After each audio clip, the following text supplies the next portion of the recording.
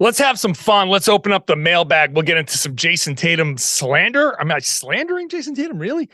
Plus, we'll get into Robert Williams, who's coming back, but is there concern about him and his injury history? Plus, Joe Mazzulla's gum chewing. Where did that go? All that. Plus, another personal question about me, my process about becoming a reporter. It's all right now on the Locked On Celtics podcast. Be ever ready. Recognize the city of champs. Boston, baby, we do what you can't. Locked on number 18, Tatum and Brown, J-team, step back. We gon' wet that and slay teams. Of course, the Celtics, who else could it be? Screaming like KG with the Larry O.B. Karalis above average, assessing the team status. Best daily pod, no cap, salary matching. Clutch like Bird the DJ, keep John on replay. Prime time, dapping up the truth on the sideline. Raining J's, how it started, raising banners, how we finished. Locked on Celtics pod, home of the winners. B. Hey there, welcome back to the Locked On Celtics podcast right here on the Locked On Podcast Network, where it's your team every day, and your team is the Boston Celtics. I cover the Celtics every day for you. I'm here for you Monday through Friday with a free, fresh podcast dropped directly to your device. You can also catch the show on YouTube, hop in the comments section there, talk about the team, talk about the podcast, talk about whatever you want when it comes to the Celtics and basketball. I'm John Karalis. I cover the Celtics for Boston Sports Journal. I used to play once upon a time, and I've written a book called Boston Celtics All-Time All-Stars. I thought today would be great if we just dipped into the mailbag. Celtics have a couple of days off. They play on Tuesday. This is the Tuesday episode. The Monday episode was the one that dropped early on Sunday. That kind of served as your Monday podcast. So back on track here with the Tuesday episode, dropping on the regular schedule. Wednesday episode will be a post-Sacramento podcast, which will be super, super late. That podcast might drop right around the time you wake up. So subscribe to make sure you get these dropped directly to your device wherever you want to. I'm just happy to be along here for the ride. So one bit of news, Robert Williams will return against the Sacramento Kings. I got a Robert Williams question coming up in the second segment. So that's good. The only players on the injury report right now, Danilo Gallinari, Peyton Pritchard. So everyone else ready to play. Sacramento Kings is a big game. The Celtics have to take this game seriously. This is huge. We're past I'm so bored with the regular season. We're past all that now.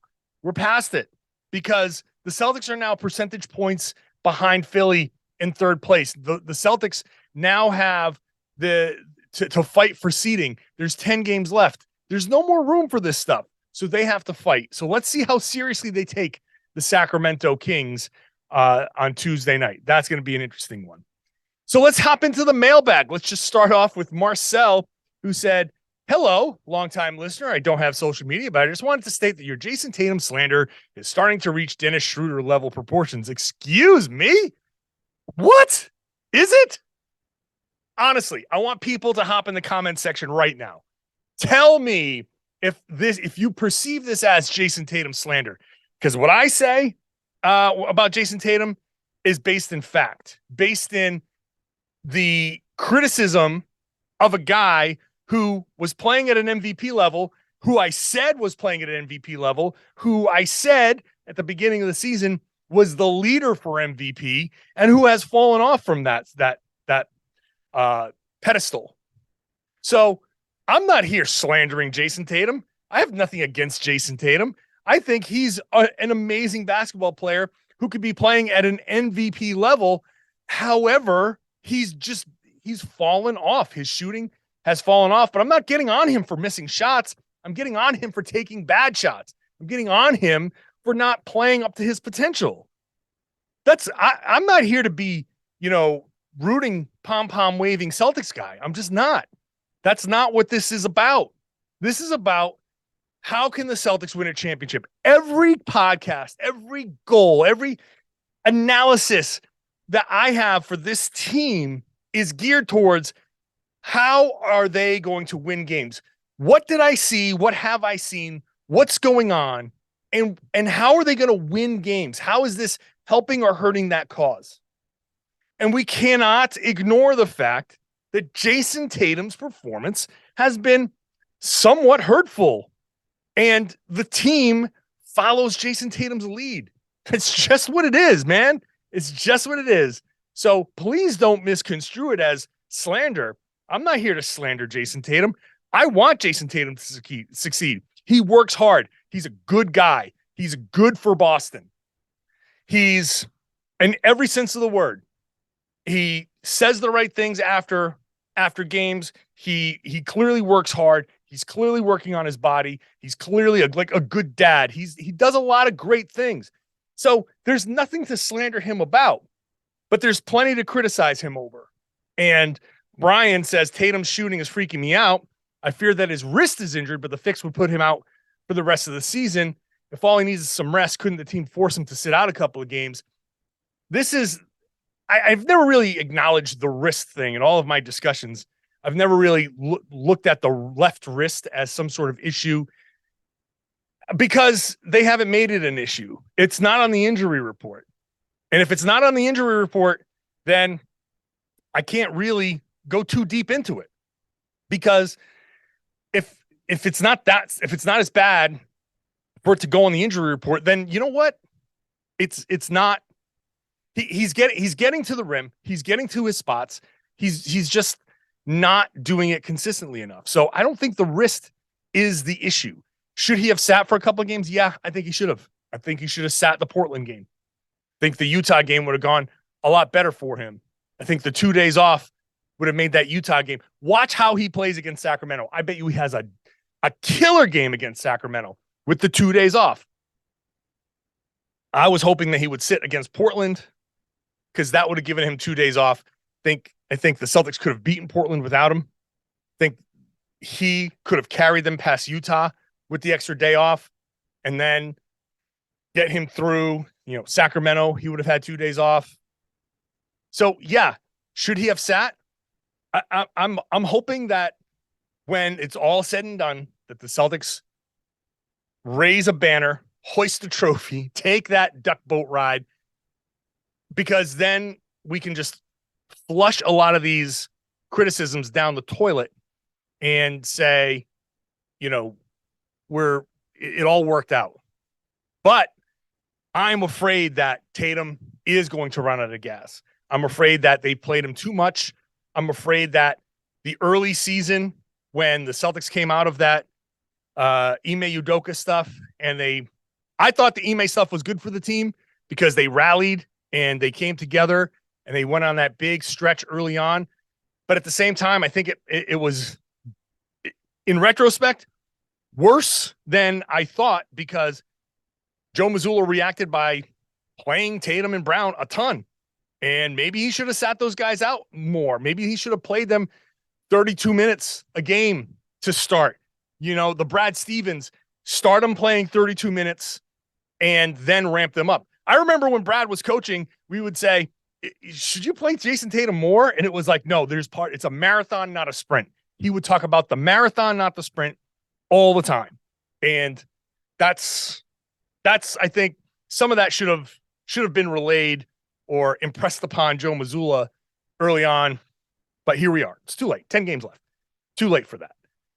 So I believe that Jayson Tatum is an MVP caliber player. Let's just get that out of the way. He's an MVP caliber player. He's just not playing at an MVP level right now. And when you're not playing up to your potential, I will criticize. And I know I'm doing my job, because I've gotten both you don't criticize Jayson Tatum enough and you slander Jayson Tatum too much. So if both sides are complaining, then I feel like I'm on the right mix here. If you don't perform and I think you can perform better, then I will have some criticism for you. That's the end of the story, because that's how I want to be held. I want to be held to that standard as well. If people think I can podcast better, I want to know. I always want to know how I can be better. I've always wanted to know how I could be better.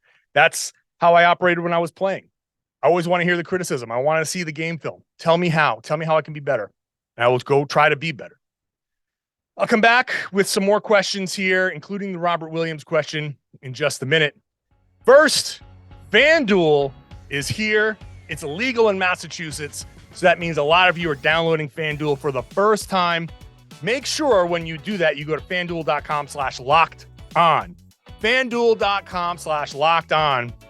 That's how you get a no-sweat first bet of up to $1,000 in bonus bets back if your first bet doesn't win. The March Madness tournament is a huge betting event. So now is the perfect time if you want to get in on it to download FanDuel, America's #1 sports book. You can bet on everything. Money line, point scorers, individual scorers, three-pointers drained, anything you want. You can even combine your bets for a chance at a bigger payout in a same-game parlay. Those of you in Massachusetts who are just figuring it out, you know that FanDuel, the app, is super quick, super easy, super safe. You're worried about that kind of stuff. How soon do I get my money after I win? Couple of hours, it can go directly into your bank account. That's how quick FanDuel works. So if you're interested, FanDuel.com/lockedon. You get your no sweat first bet of up to $1,000 in bonus bets at FanDuel.com/lockedon. Make every moment more with FanDuel, an official sports betting partner of the NBA. Please, I ask you to please gamble responsibly. Thanks for making Locked On Celtics your first listen every day. Make Locked On NBA your second listen. I host on Wednesdays with Jake Madison. We cover the whole league, big picture stuff across the whole league. It's there on wherever you got this podcast and on YouTube. Also, Locked On Game to Game, each side of the story, the local hosts, local experts get you caught up on the night in the NBA. They're both on the same feed, so subscribe there. You get two great podcasts. You can also watch on YouTube. Back to the mailbag. Mike Dixon says, why does Joe think the C's are the Golden State Warriors? Only Al is has the elite three-point shooting this year, and he's smart enough to know it becomes counterproductive to just chuck up threes. Okay, so the three-point shooting is an issue, and it's not that I don't care. I really don't care about the number. I don't care if they shoot 53 pointers in a game. That's not something that is really important. The number isn't what's important. That's we look at a number and we say, oh my God, there's 43 pointers. That's got to be too much. If they are moving the ball and they are attacking and they get the paint touch and they kick and they shoot open threes, I'm fine with those. If they are getting good looks and on top of, hey, you're getting your layups, you're getting your free throws, but if they close off the rim and your read is corner and it goes corner for a three or corner swing, great, fine. 53 pointers, 63 pointers, I don't care if all of your shots are three-pointers, if you generate them the right way. They're not. The pull-up three-pointers are terrible. Jayson Tatum, I just did a piece about him on the Boston Sports Journal, and his pull-up numbers this season are below 30%. Pull-up three-pointers below 30%. I don't want to see those. You have to do them every once in a while.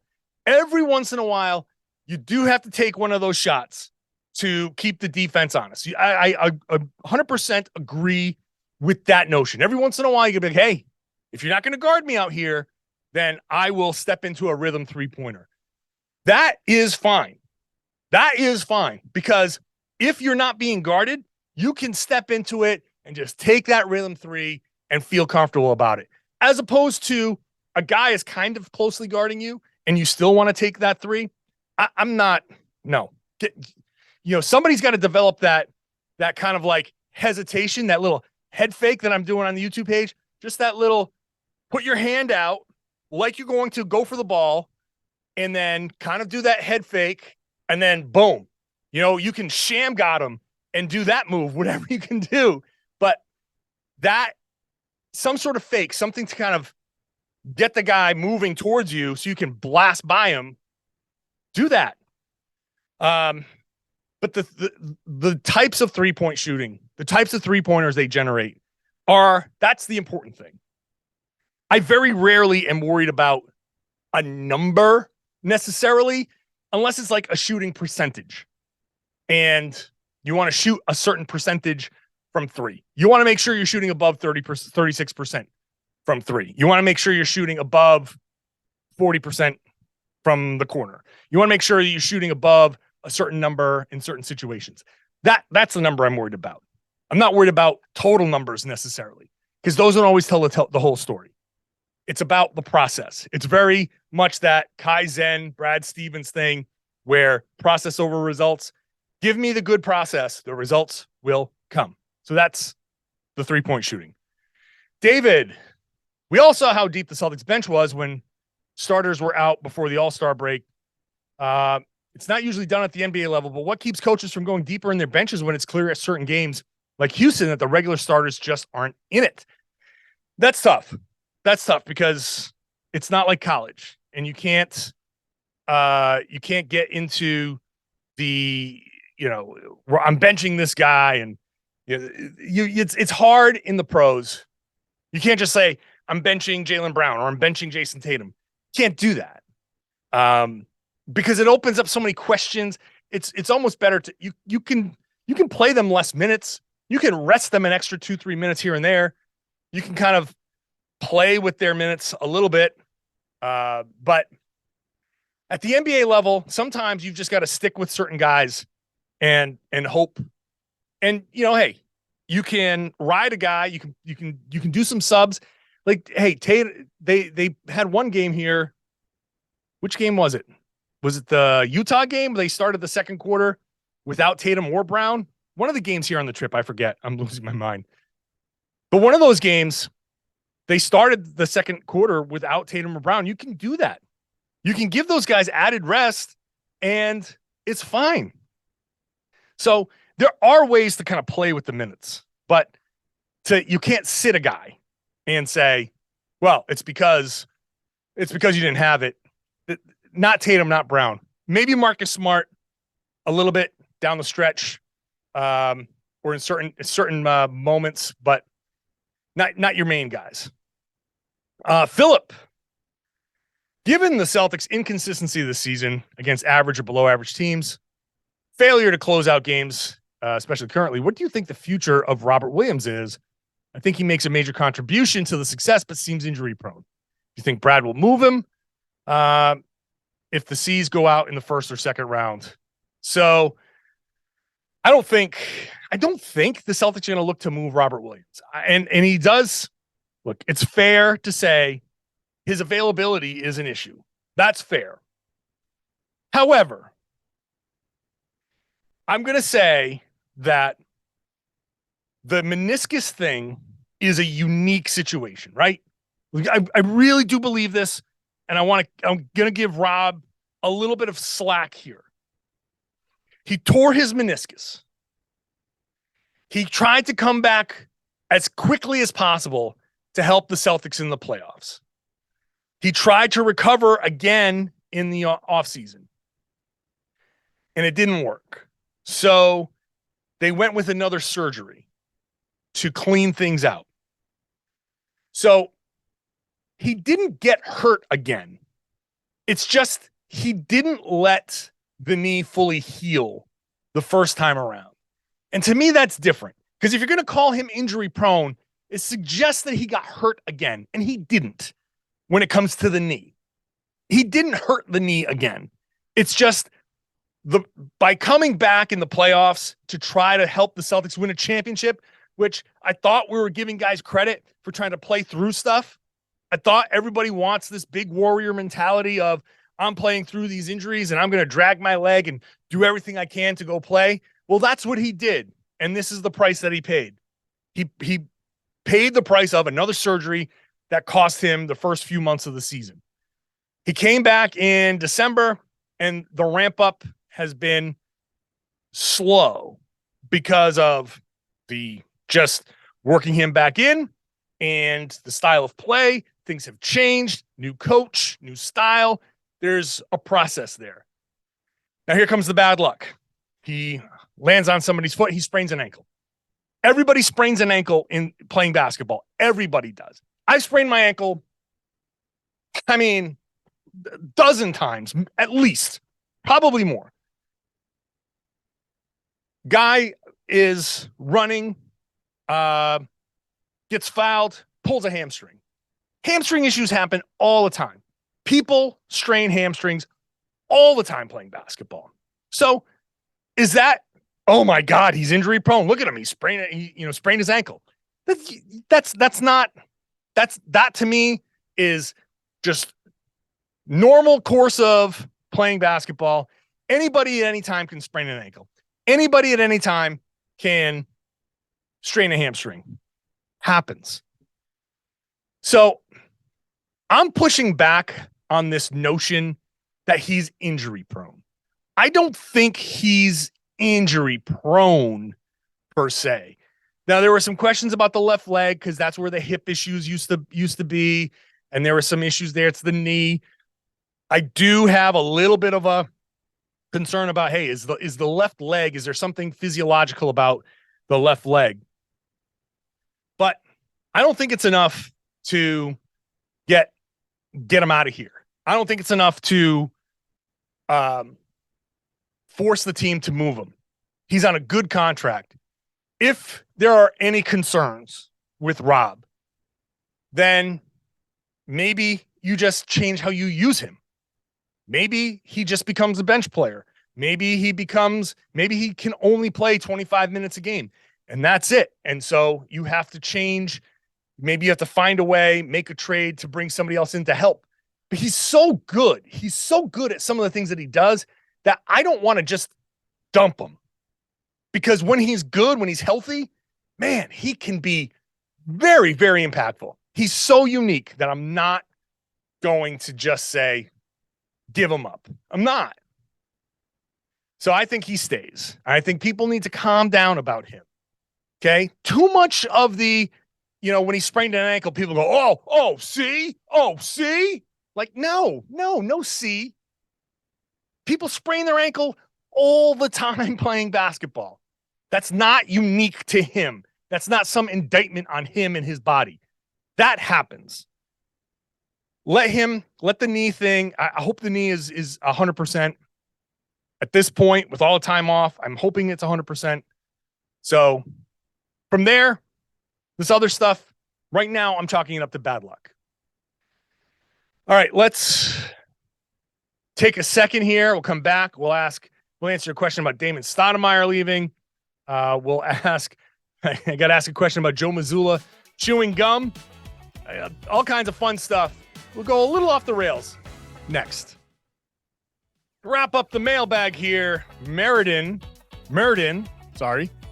says, I asked you earlier this season, I don't completely believe this is the case, that the Celtics peak too early.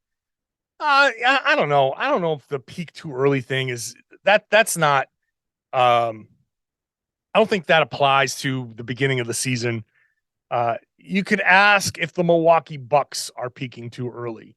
That could be something because they're on this big roll. You can ask if the Philadelphia 76ers are peaking too early because there's still 10 games left and they're on this big roll and they're winning a ton and you want to be starting to peak right now. But I think the question of peaking too early is a late season question. And that's something that if they relax, because all three top seeds are going to relax, and only the third seed will know who they're preparing for. So there's going to be like kind of a built-in letdown for at least, especially the top two seeds. So that's going to be something you got to contend with. Even if the Celtics climb up to the top two seeds, you're going to have to contend with that as well. There's good and bad. And if you're rolling and you go through this week and you come out in the first game of the playoffs, you're a little rusty, a little shots not falling, you drop that first game, maybe you press a little bit and it gets a little dicey the rest of that first series. Hey, that's possible. That's something that's possible.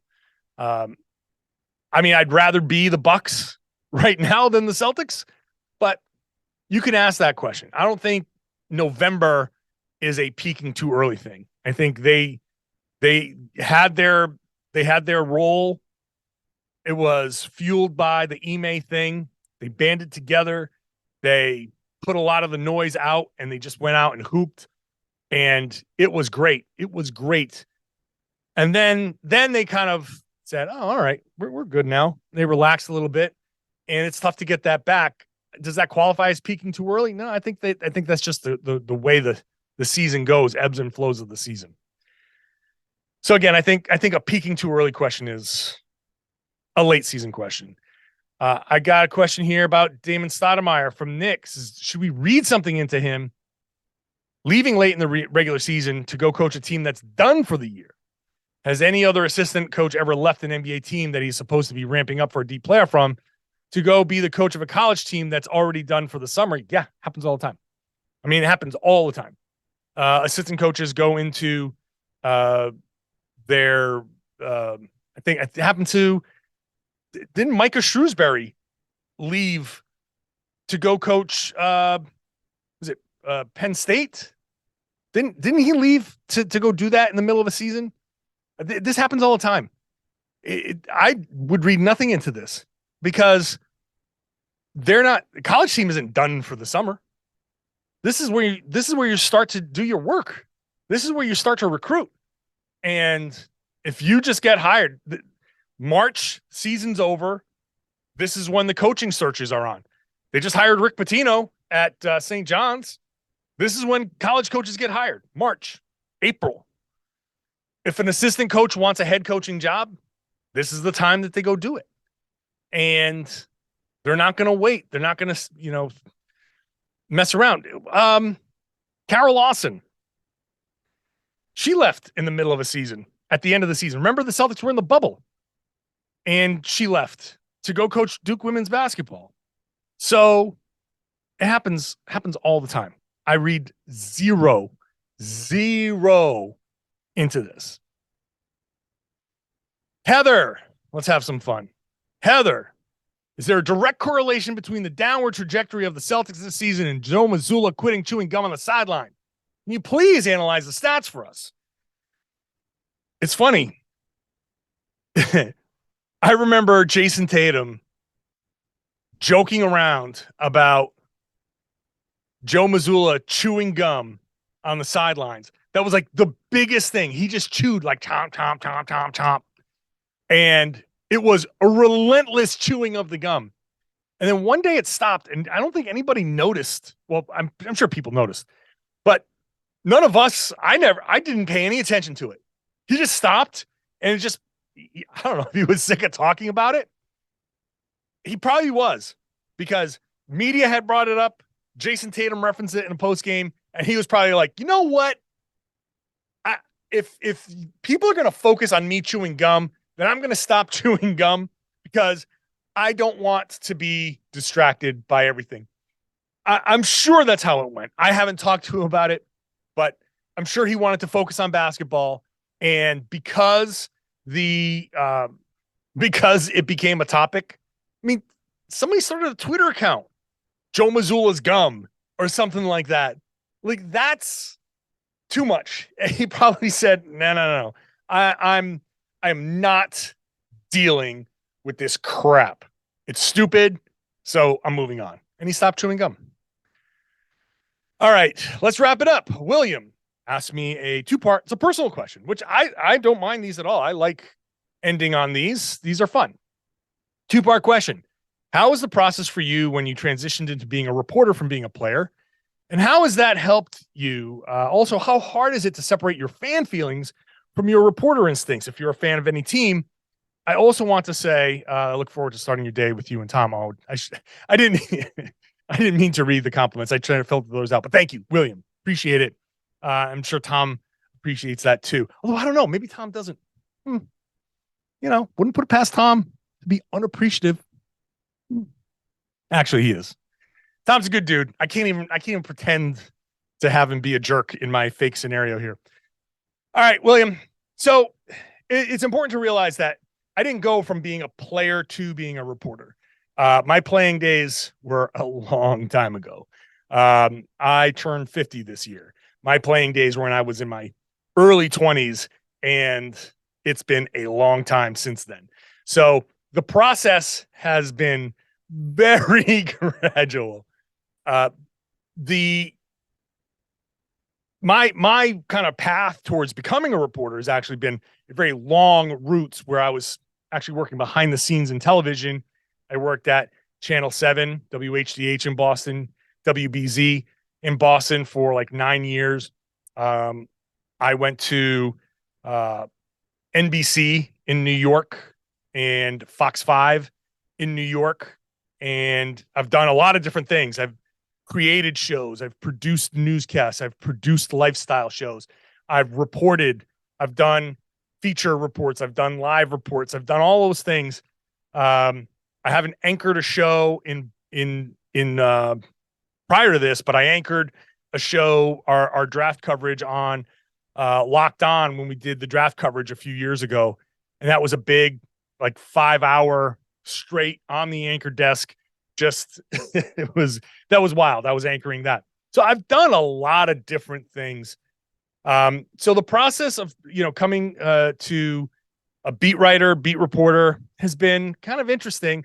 I never really actually thought I would be a beat writer. It's an interesting gig. I went to school. I went to Emerson College for broadcast journalism. My goal when I started out college, it was 1991 when I started at college, and Keith Olbermann and Dan Patrick were the big ESPN main anchors. They were awesome, and I wanted to be those guys. And so becoming a print beat writer is in that vague kind of family, but it's not exactly that. And it's been interesting to do this, especially now in 2023, where what a beat writer was when I was in school versus what a beat writer now, it's completely different. My job right now at Boston Sports Journal is completely different. In fact, I wouldn't even say that I'm a beat reporter necessarily. I don't think that's broad enough about what I do, because I do report on a beat about everything that's happening, but I also am an analyst. I break down what's happening. I am a columnist. I share my opinion on what's happening. I am a broadcaster, a podcaster, where I do television, I do video, I do this audio. It's a very broad kind of job. I'm a little bit of everything now. And we all have to be a little bit of everything in this business now. It's kind of hard to do this job without having any opinion whatsoever. It's tough. I think, the Boston Globe still has separation. The bigger outlets still have some separation because they have huge readerships. And so Adam Himmelsbach can be a beat reporter, and he can do feature reporting and stuff like that. Gary Washburn can be a columnist, and then they get some support from their other columnists like Shaughnessy or Chad Finn. They have other people who can come in and provide some content. They can bring in Nicole Yang, who was covering Celtics and then went to the Patriots. They can bring in a lot of people to when the Celtics are in the playoffs or in the finals and get a ton of angles covered. They have the manpower to do that. Outlets like Boston Sports Journal or where I was at Mass Live, where they have two people. Tom and I were reporters at Mass Live. Now they have Brian Robb and Suichi Terada, who do a great job. They still have, they have a lot of work to do. You normally don't have more than two guys, and those guys are kind of interchangeable. They both do a lot of things. The Herald has Steve Hewitt. It's just one guy.